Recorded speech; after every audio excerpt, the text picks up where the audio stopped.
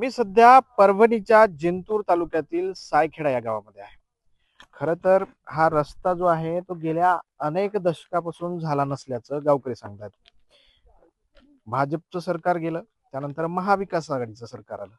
महाविकास आघाडीचं सरकार गेलं, आता पुन्यांदा भाजपचं सरकार आलंय. मात्र सरकार मागून सरकार बदलत गेली, सत्ता मागून सत्ता पलटत गेल्या. मात्र या रस्ता जो आहे ना, हा रस्ता जैसे थे वैसे आहे. ही वडीलधारी मंडळी तिकडनं चालत येत आहेत. बाबा, गाव कोणतं? सायखेडा सायखेडा. हे रस्ता कधीपासून झाला नाही? कधी म्हणजे माझ्या कळतपणापासून झाला जसा झाला हे असा रोड तसाच आहे. बरं. पुन्हा नवं जुनं काय नाही. आणि डांबर कधी पडले की नाही या रस्ता? डांबर नाहीच पडलं नाही. बरं. मग आता ह्या रस्त्यानं शाळकरी मुलं, तुम्ही वडीलधारी सगळी असंच जाणं आहे ना. कोणाचा अर्जंट असला आज सकाळी आम्ही गाडी ती आली नाही, रात्री फेल पडली. आसोला पाठीवर गेलो पहिलं, तिकून ती वजर आली, मग ते वजर गाडी जिंतूरला गेली. मग आता पैदल कुठून आले? पैदल आसोला पाठी. इथनं किती किलोमीटर आहे? हे 3 किलोमीटरच्या पुढाची. 3 किलोमीटरच्या पुढं. हा. बाबा जरा अलीकडे या. किती वर्ष झाले रस्ता नाही?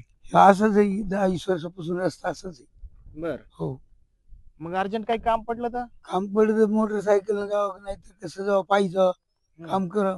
हासोला पाठीवर जायचं, मग तिकडून वजर गाडी येते, त्या गाडीने जायचं. तिकडून सायकल जर फेल झाली तर पुन्हा वजर गाडीने यायचं, तिथून पायी यायचं पैदल. या तालुक्यात 2 मंत्री पाहिलेत, 2 मंत्री पद झाली. हो त्या काळात रस्ता, आता मंत्री आहेत तिथल्या. हो, मंत्री आहेत पण रस्ता नाही चालू. बर. हो, कधी गावात येतात की नाही लोकप्रतिनिधी, आमदार, खासदार? येतच ना, मत माग येतात. हा. मत मागून एकदा निवडून आली पुन्हा इकडे येत नाही. मग त्यावेळेस तुम्ही रस्त्याचा प्रश्न मांडत नाही? मांडला ती म्हणतात करू, इलेक्शन व्हायचं मग रस्ता करू, असं म्हणते ते. अशा किती सरकार गेलेत? आता असं तर लय सरकार गेलं, काँग्रेस गेलं, राष्ट्रवादी गेले, भाजप आले. आता भाजपचं चालूच आहे. रस्ता असंच आहे. एखाद्या वेळेस प्रसूतीची गरज पडली एखाद्या महिलेला, डिलिव्हरीसाठी जायचंय, मग ह्या रस्त्यानं तर शहर तर फार लांब आहे. हो, मग प्रायव्हेट गाडी करायची, असली दवाखान्याची बोलून घ्यायची, आणि ती नसली कमीत मग प्रायव्हेट करून जायचं. अशी परिस्थिती आमची. मग वेळ लागत नाही का त्या सगळ्या गोष्टी? हो, वेळ लागतो की. मग इथल्या ताबडतोब कसं होईल? हो, वेळ लागतो. एखाद्याला हृदयाचा विकार, झटका आलाय, मग त्याने काय रस्त्यात कसं, आता हे सगळं असं म्हणल्यावर ते मोटरसायकलनं चिपणं कशाने घेऊन जावं असं आहे ना. आता आमच्या बेलखेड्याला 1-2 माणसाला साप चावला, त्यांनी मोटरसायकलने घेऊन गेली दवाखान्यात परभणी.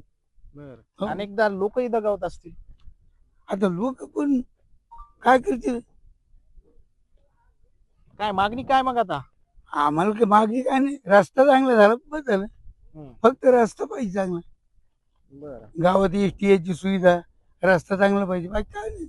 काय होत आता, किती वर्ष झाले? मला कळते तेव्हापासून रस्ताच नाही. आणि आमच्या आजोबा पण सांगतात तिकडे रस्ते म्हणजे डांबर आलीच नाही आतापर्यंत. आता खडी टाकली. खडी नाही, आपला असाच रस्ता, जे बैलगाड्या जातात ते जातात त्याने रस्ता बनलेला आहे. पावसाळ्यात अशीच परेशानी राहते आमची. आमचा जिंतूर तालुका इथून 35 किलोमीटर आहे. कमीत कमी त्याला जायला 2.5 ते 3 तास लागतात. एवढे आमचं दुर्दैवी नशीब आहे. काय याचा कारण एकच आहे अडचण, की रस्ता नाही बरोबर. हेच कारण. गाव तर चांगलं दिसतंय, मंत्री आहेत या तालुक्यातल्या, मतदारसंघामध्ये आमदार आहेत, सत्ता आहे. सत्ता असेल काय करता, रस्ता पाहिजे ना, जनतेला दुसरं काय पाहिजे. त्यांच्याकडे कधी निवेदन वगैरे काही मागणी केली नाही? निवेदन द्यायला असते कुठे कोणी, तर कोणाला माहिती, खेड्यातल्या माणसाला कुठे काय कळते तेवढं. ग्रामीण भागातला, आमच्या तालुक्यातला, जिल्ह्यातला शेवटचा भाग आहे हाच आमचा गाव. म्हणून अन्याय केला जातो का? हा, इथं ना इकडं पूर्ण, आता शेजारी आमच्या नदी आहे, पूर्ण नदीच्या पलीकडून विदर्भाचा भाग लागतो. आणि मराठवाड्याचा शेवटचा भाग आहे. म्हणून ही सगळी अनास्था सगळी आहे. बघा, इथे आल्याच्या नंतर कळालं की हा आता मराठवाड्यातला शेवटचं गाव आहे. या ठिकाणावरून आता नदीच्या पलीकडे विदर्भ लागतो, म्हणजे पूर्णा नदीच्या काठचं हे गाव आहे वसई. आणि या ठिकाणी आल्याच्या नंतर ही सगळी अवस्था बघा. हे रस्ता असाच, म्हणजे असे नजर जाते तिथपर्यंत इकडनं असाच रस्ता आहे. दुसरीकडे मंडळी जरा सर का हे दाखवू द्या.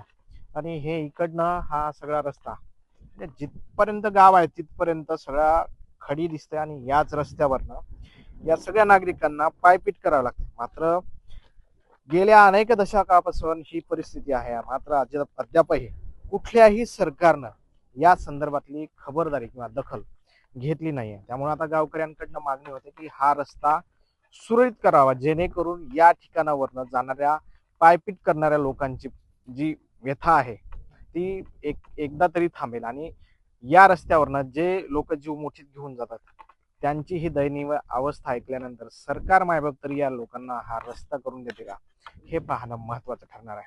कॅमेरा पर्सन सुदर्शन पाटील सह ज्ञानेश्वर मुंडा, TV9 मराठी, परभणी.